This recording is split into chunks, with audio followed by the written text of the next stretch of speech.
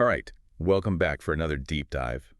Today we're tackling a complication of hernia repair, Okay, great. mesh graft infections. Right. And you've done some research on this. I'm really excited to sort of like pick your brain on it. Yeah, absolutely. This is a great topic for a deep dive Yeah, because mesh grafts have really revolutionized hernia repair. I mean, they've made it a much more successful operation, right. but there are downsides. There are some risks. Right, and it seems like the sources that you sent me are focusing on those downsides. Yeah, that's right. Yeah.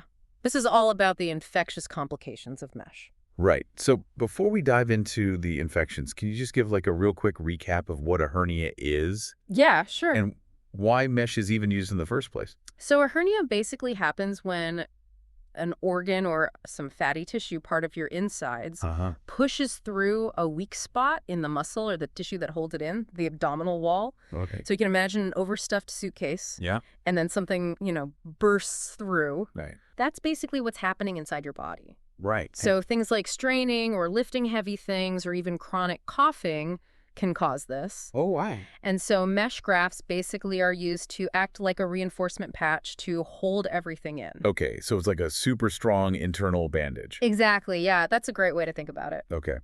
But just like any surgery, obviously it comes with some risks, and infection is one of them. Right, exactly. So, And what makes these infections a little tricky is the bacteria that are often involved. okay. They tend to form what are called biofilms. Yeah, the biofilms, that's one of the things that really jumped out at me from the research. Yeah, It's almost like these bacteria, they build like these tiny fortresses right. to protect themselves. Yeah, that's a great analogy. It's like they're encased in a slimy shield that's really hard for antibiotics to get through. So it's not like you're just fighting off a couple of bacteria. It's like taking on a whole army.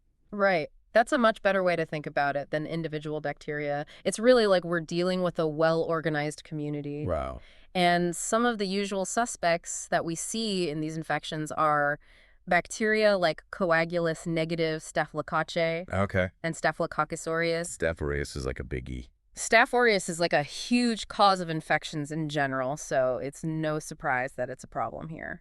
Yeah. So one of the things I was reading about was this concept of quorum sensing, Oh, which sounds so wild. So it sounds like these bacteria are literally like communicating with each other. That's exactly what it is. They're basically sending out chemical signals Wow. to coordinate their behavior as a group. And this quorum sensing, this communication, it lets them adapt and become even more resistant to treatment. This is so creepy, but so fascinating at the same time. Yeah, it really highlights how complex and sophisticated bacteria can be. Yeah. It's not just like an individual invader you're fighting off. It's like a whole society That's a great point, yeah. that can adapt. It's like a microscopic city Right. with all these defenses. And this is one of the reasons why treating these infections is so challenging. Right. But before we even jump into the treatment, let's Right. talk about diagnosis. Yeah. Because these infections can be really tricky to spot. Yeah. I was reading, they can show up like weeks, months, even years after the surgery. Exactly. So you could be walking around with this ticking time bomb and not even know it. It's true. So what should people be looking out for? I know like pain, redness, and swelling around the area were all mentioned. Right. Those are some of the key signs. Yeah. You might also see something called a draining fistula, Okay. which is basically an abnormal channel that forms that allows fluids to leak out. Oh, yikes. Yeah, and that's a pretty clear sign that something's wrong. That sounds not good. Are there other symptoms besides like the local ones? Sometimes. So people can experience more general symptoms Okay. like fever or chills or just feeling generally unwell, malaise. And there have even been cases where a mesh graft infection was the hidden cause Oh, wow. behind what doctors call a fever of unknown origin, Wow. meaning they couldn't figure out what was causing the fever until they started looking at the mesh. So it can be a real diagnostic puzzle then. What about tests? Are there any tests that can definitively say, yes, you have a mesh graft infection? So imaging studies like ultrasounds and CT scans Okay. can help. They can sometimes show fluid collections or other abnormalities around the mesh that would raise suspicion. So if you see something funky on a scan, that's a cause for concern. It definitely warrants further investigation, Okay. but it's important to remember that imaging alone isn't enough to make a diagnosis. So doctors have to consider the whole picture. Yes, exactly. The symptoms, the history, the imaging, everything. The whole picture. And in some cases, if there's a strong suspicion, Okay. they might do what's called an aspiration, Yep. where they use a needle to draw fluid from the area and test it for bacteria. So they wouldn't do that unless they were pretty sure that an infection was brewing. Right. You want to avoid unnecessary procedures, especially ones that involve needles. Right, of course. Right.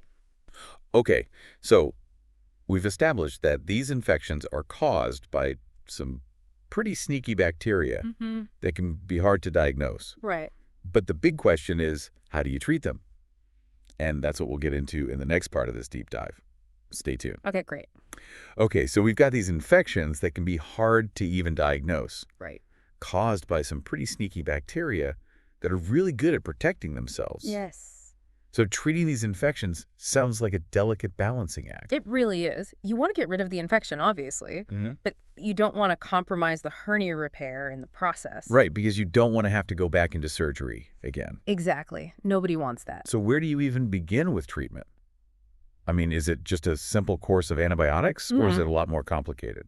Antibiotics are definitely a key part of treatment, but it's not always straightforward. Okay. Ideally, you want to target the specific bacteria that are causing the infection. Right. So you would take a sample, send it to the lab, Right. do a culture, Yeah. and see what's growing. Okay. But sometimes, especially if the infection seems serious, No. you need to start treatment right away, even before those culture results come back. Okay. And so in those cases, you would use what are called broad-spectrum antibiotics, Uh-huh. which can cover a wider range of potential bacteria. So I guess then, like, there's no one-size-fits-all answer to, like, what antibiotic am I going to be on? Right. It really depends. Exactly. It depends on a lot of things. Yeah. The severity of the infection, the patient's medical history, Mhm. any allergies they might have, even their location, because resistance patterns can vary from place to place. So it really is a shared decision-making process. Yes, absolutely. Between doctor and patient. 100%. They need to weigh those risks and benefits. Yeah, you want the most effective treatment with the least risk of side effects. Right. Okay, so sometimes it's not enough to just give antibiotics. Right. Especially if there's fluid building up around the mesh. Exactly. Yeah. So this makes me think about one of the sources you sent that talked about drainage being another key part of treating these infections. Yes. What does that actually involve? So drainage basically means you're removing the fluid that's collected around the mesh Okay. to try to clear out the infection. Okay. And there are a couple ways to do that depending on the situation. Okay. Sometimes it can be done what we call percutaneously, which basically means using a needle to draw up the fluid. Okay. Other times, a more involved open procedure might be needed, where they make an incision and drain it that way. So you're basically trying to clear out the infection's little playground, you know? Yeah, that's a great way to put it. Get rid of that. You're getting rid of all that extra fluid, making a less hospitable environment for the bacteria. And then in some cases, you also need to remove any infected or dead tissue. Right. The debridement I was reading about. Yes, exactly. Debridement. That sounds pretty intense. It can be. It's a surgical procedure, Yeah. but it's really important to make sure that the infection is completely gone. Okay. And surgeons will often be very thorough during this process. Okay. They'll not only remove the obviously infected tissue, but also things like sutures, staples, anything that could potentially be harboring bacteria and make it harder to get rid of the infection. So they're basically deep cleaning the area to make sure there are no little hiding spots. Exactly. That's exactly what they're doing. Some little bacteria. Trying to give that infection no chance to come back. So even with the antibiotics, the drainage, the debridement, Right. there are still cases where the infection just doesn't go away. That's right. Unfortunately, it doesn't always work. So what happens then? So in those cases, you might need to consider a more drastic approach, Okay. which would be removing the mesh entirely. Oh, wow. So going back square one. Essentially, yes. And it's not ideal Right. because, as we talked about, removing that mesh increases the risk of the hernia coming back. Yeah. But sometimes it's the only way to really get rid of that infection for good Yeah. and allow the area to heal properly. That must be such a tough decision to make. It is. It's a big decision. You're both the patient and the doctor. Absolutely. And even after the mesh is removed, it's not necessarily over. Right. You know, if you're going to try another hernia repair later on, Right. you have to be absolutely sure that the infection is completely gone. Yeah. So that might mean additional antibiotics, Uh, careful monitoring, maybe even taking samples to Yeah. check for any lingering bacteria before putting in a new mesh. it sounds like a very long and complicated road to recovery. But, thankfully these infections are not the norm. That's right. most hernia repairs using mesh are totally fine and successful, right? Absolutely. The vast majority of people who have a hernia repair with mesh do really well. Okay, good. But for those who do develop an infection, Yeah. Understanding the process, being informed, Right. and working closely with their doctor is key. And it's a good thing that this area is always evolving, Yes, and they're doing research into new ways to prevent these infections. absolutely, yeah. There's a lot of exciting research going on, Yeah. looking at new materials, new surgical techniques, all with the goal of making these procedures Right. even safer and more effective. So for our listener who's with us on this deep dive, there is a lot of promising work being done. Yeah. Let's talk about, what does this mean for someone who's facing a hernia repair? What are the key takeaways here? Well, I think a big takeaway for me is that knowledge is power in these situations. Absolutely. If you're informed about potential risks and what to look out for, you're a better advocate for yourself. Right. You can really have more informed conversations with your doctor. Yeah. So for someone considering hernia repair, I think one of the most important things is to have that really open and honest conversation with their surgeon. Right. And don't be afraid to ask questions. Please ask questions. Yeah, what are my chances of infection? Or, what type of mesh will be used? Are there newer options that might be less prone to infection? Exactly. Those are all great questions. Yeah. And it's also important to talk about any risk factors. Okay. Things that might make someone more likely to get an infection, like smoking, diabetes, a history of previous infections, things like that. Addressing those beforehand can make a big difference. And what about after the surgery?